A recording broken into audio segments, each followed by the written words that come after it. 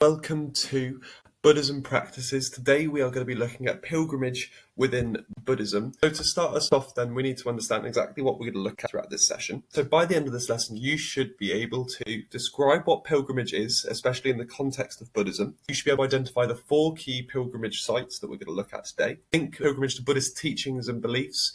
So understanding not only where they go, but why is it that they go to these places? What connections do these places have with some of the key Buddhist beliefs that they hold, as well as then using quotations and key terms in exam-style questions. Later on, we'll have 6 and a 12-mark question. And for the 12-mark question, we're going to break down a model paragraph and try and understand why it is that it is a perfect answer. So, first of all, we need to understand what exactly pilgrimage is. Now, a pilgrimage is just a journey to a sacred site for religious reasons. Feel free to pause the video at any point to write down any of these definitions that you may want, or any of the quotations as well. So a pilgrimage is just when you go on a journey somewhere that links to something to do with your specific religion. It helps you deepen your sort of mindfulness and your spiritual understanding, especially within a Buddhist context. This idea of meditation and mindfulness is crucial for many Buddhists, and therefore going to particular places, they might find their meditation to be more successful based on the surrounding area in which they're in. In Buddhism, this is not something that is a required duty. So unlike religions such as Islam, where pilgrimage is a duty that is sort of obligatory unless you are medically unable to do so, Buddhism, you're not required to do it. However, it is something that if you can do it, is highly respected. So the 4 main pilgrimage sites we're going to look at today is we're going to look at Lumbini, which is the place where Siddhartha Gautama was born. We're going to look at the Bodh Gaya, which is the place where Siddhartha Gautama sat underneath the Bodhi tree in order to be able to become enlightened. Sarnath, which is where Siddhartha Gautama, also now at this point known as the Buddha, gave his first teachings, and Kushinagar, which is the place where the Buddha eventually died, as the place of his death. Now we're going to start off by looking at Lumbini, which is the Buddha's birthplace. This is located in modern-day Nepal. Queen Maya gave birth to Siddhartha Gautama here. There's huge stories around the birth of Siddhartha Gautama and how he is believed to have actually just walked straight out of his mother's womb. So this idea that his mother had seen a vision of a ruby-eyed elephant, and as a result of this sort of dream she sort of had, it led to Siddhartha Gautama's birth and the symbolism of the elephant showing the importance of the son that she was going to have resulted in him walking out of his mother. Now, we don't really hear much more about Queen Maya throughout the life of Siddhartha Gautama, so whether or not this is something that she would have survived. If this was a literal story, then I would say that Queen Maya is probably dead. However, on the basis that she isn't mentioned as much sort of later on, that would be the assumption. However, if this is a more metaphorical story, there could be all sorts of reasons as to why Queen Maya is then no longer mentioned. Now, the main site that people go to within Lumbini is Maya Devi Temple. It's an opportunity for people to sort of be close to where Siddhartha Gautama was born, and they feel like they are able to really sort of channel his experiences and understand how it is that he went about reaching enlightenment by going back to the beginning. So what they do during this time, they reflect on the preciousness of human life. The fact is that human life is the best life to live. So when we are a human being, we should protect and respect it because we are very precious. It's very unlikely for us to be born as a human being in accordance to the wheel of samsara, the 6 different realms that are available. The likelihood of becoming a human is slim. So we need to make sure that we are respecting it and showing how precious it can be. Now, we have this quote here from the Dhammapada, which says, "Through many births I wandered, but now I am liberated." This idea that Siddhartha Gautama, the Buddha, was only able to become liberated when born in this particular life. So for many Buddhists then, going to the place where he was born is going to be a huge importance to them because it allows them to get some context around the life of Siddhartha Gautama, and that allows them to know exactly how it is that he went from being a prince all the way through to becoming the enlightened one.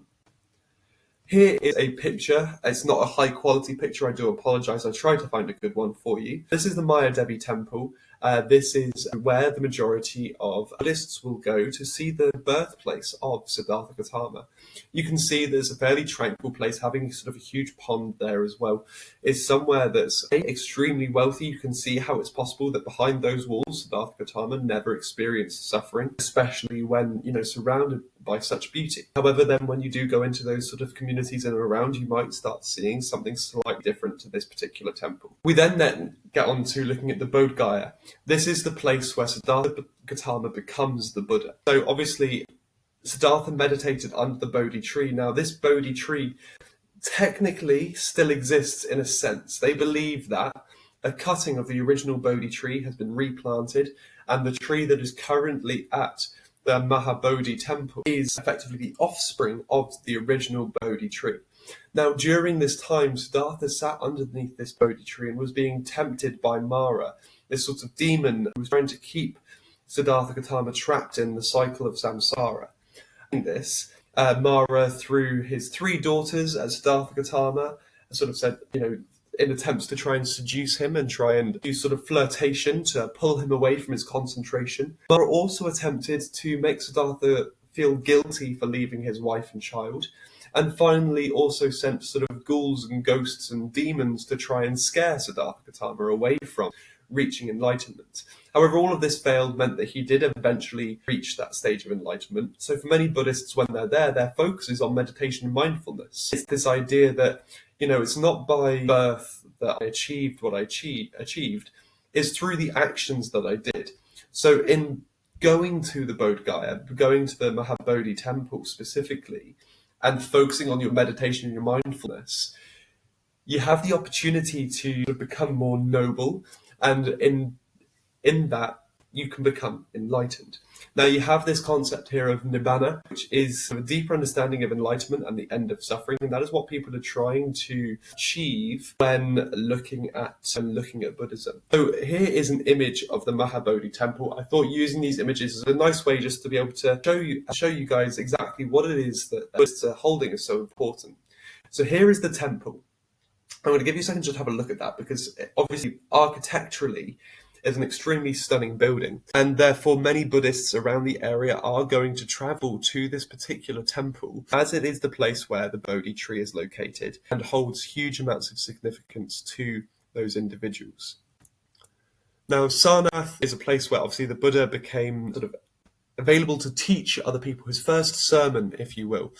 So a sermon is just like a lesson where somebody will talk rather than necessarily doing tasks and activities. It's more of a speech than anything else. Now, during his first sermon, he talked about the 4 noble truths and how that led him to reaching enlightenment, along with the following of the Eightfold Path. Now, the focus then that comes on the sort of for pilgrims is to reflect on their wisdom and their right view. Part of then the Eightfold Path is having that right view, that right mindset. If your mindset is not correct, you're going to be stuck in that world filled with suffering. If you're thinking about everything in the negative all the time, you're never going to be able to see the positive. So the Buddha, what he actually stated was that I teach suffering and its origin, and how to get rid of it and the path to get away from it. The fact that it is capable of dying. So this links heavily then to the 4 noble truths which were taught during his first sermon. Now, in Buddhism, you have this concept called Dhamma, which is the Buddha's teachings. Again, I'll give you an opportunity to pause the video here and take down some of these bullet points if you feel as if you need them. We will be moving on in 3, 2, and 1. Here is the image of Sarnath. This is just sort of some of the temples and some of the things that are around in that general area. This is one of those things where there's not necessarily one specific place, but this particular place does have a lot of importance when it comes to various different religious groups. But again, just to give you some context of the sorts of places that Buddhists might go to during a pilgrimage to the various different places of the Buddha's life. And finally then, we come on to Kushinagar, the place of the Buddha's death. Now, this is where the Buddha passed into parinirvana. This idea of escaping from samsara, your sort of soul sort of going off and resting in nirvana. Our main focus is to reflect on your anicca, your impermanence, and letting go of attachment. If we were to hold on to our attachments of the Buddha too much, when we are in Kushinagar, we might be feeling emotions of sadness and grief because this is a place where the Buddha, the guide and the teacher, had died. But actually, if you recognize the importance of impermanence, the fact that nothing stays the same forever, nothing lasts forever, everything will eventually come to an end, that suffering, that pain all suddenly disappears. And it's not something that you have to experience anymore. And it allows you to focus more so on what is important. That is more to do with your soul and the non-physical parts of you. Here we have another quotation from the Buddha, which I'll give you again an opportunity to write down. Feel free to pause the video here so you have an opportunity to do so. I'll be moving on in 3, 2, and 1. So a key term here that we need to understand is parinirvana, the final liberation at death. This idea is the moment where your soul is then capable of leaving the cycle of samsara. Now, I've been throwing these key terms and these quotations at you, and the reason I'm doing so is because in a 12-mark question where you are being marked not only for the points and the way that you evaluate them, but also possibly your spelling, punctuation, and grammar as well, the use of these key terms can score you very highly and can help you develop your answer and making it seem as if, even if you're not the most confident, it makes you seem as if you're confident. And that allows for better writing to come forward and was going to help you get those higher marks in the GCSE exam. What you'll see a lot of Kushinagar are these sorts of statues of the Buddha resting, sleeping in this sort of state. Now, there are other sort of statues which are sort of significantly bigger. They're always golden, sort of symbolizing this importance of who the Buddha was, the fact that he had reached enlightenment and therefore is a higher form than statues that you might see of Siddhartha Gautama, where they can be different and they will use different metals to show the lack of enlightenment. When you see them in gold, that's when you know that this is an image of the Buddha when reached enlightenment. First of all, the opportunity to follow the Buddha's life path might mean that you can achieve the same thing that the Buddha did. It encourages mindfulness and spiritual reflection. So in these places, because of the importance of things like meditation in this sort of time, you are going to be able to be more mindful, and you can get yourself into the right headspace in order to be able to reach that stage of enlightenment, that main goal.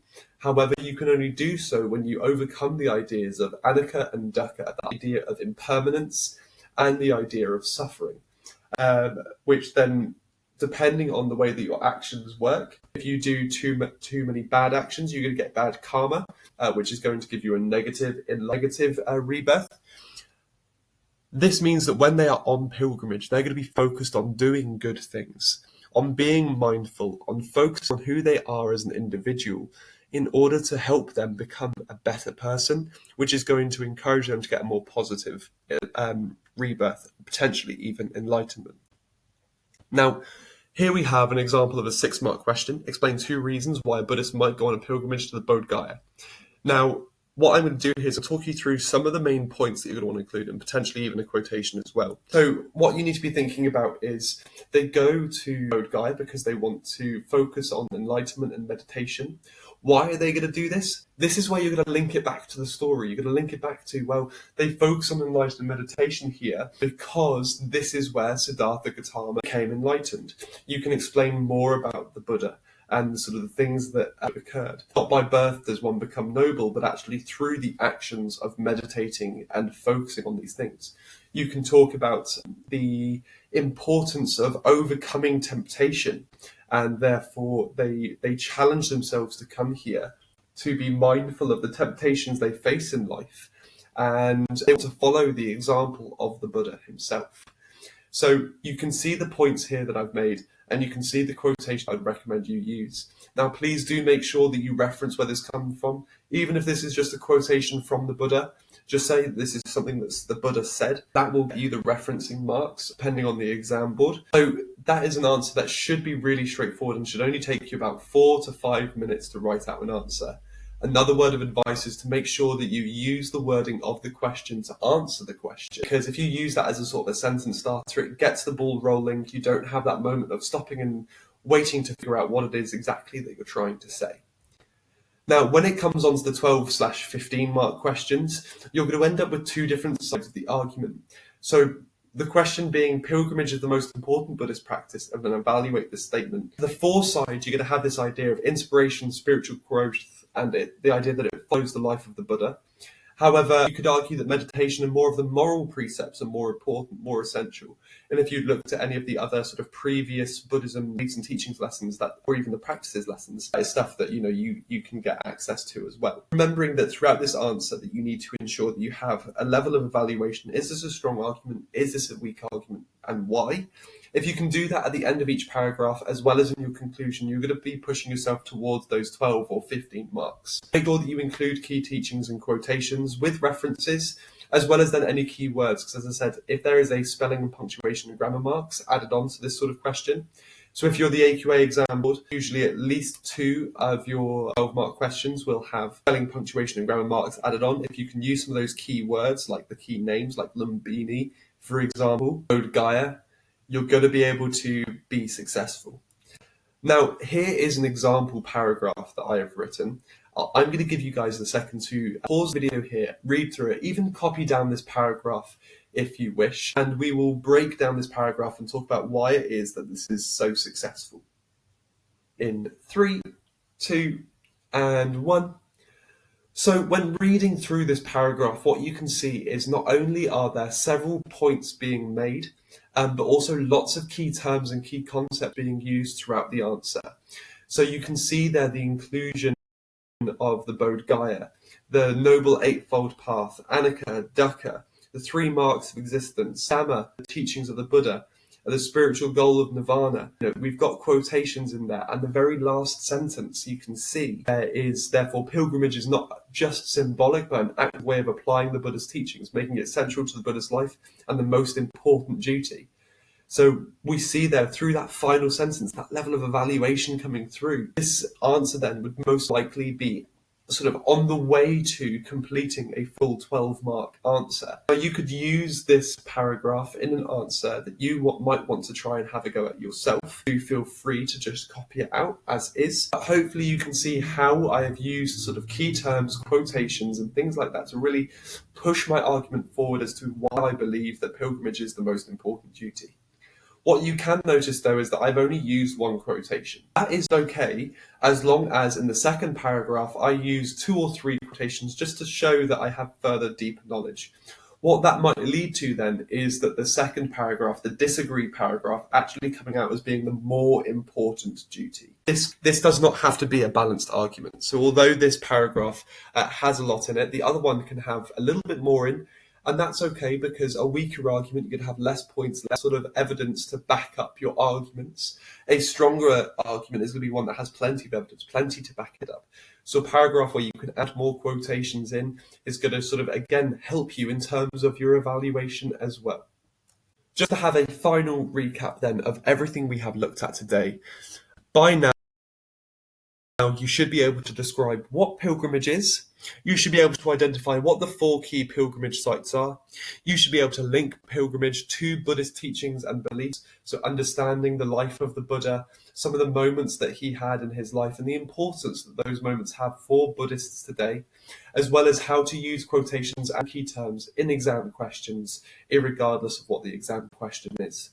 I hope this session has been useful. There are going to be more Buddhism lessons coming forward in the future, just trying to piece together exactly what it is that I want to do next. So do keep your eyes peeled if you are wanting any more support with Buddhism. If you have any ideas of what lessons you want to see, do feel free to post in the community page or to private message me, and I will get on to making those videos for you as soon as possible.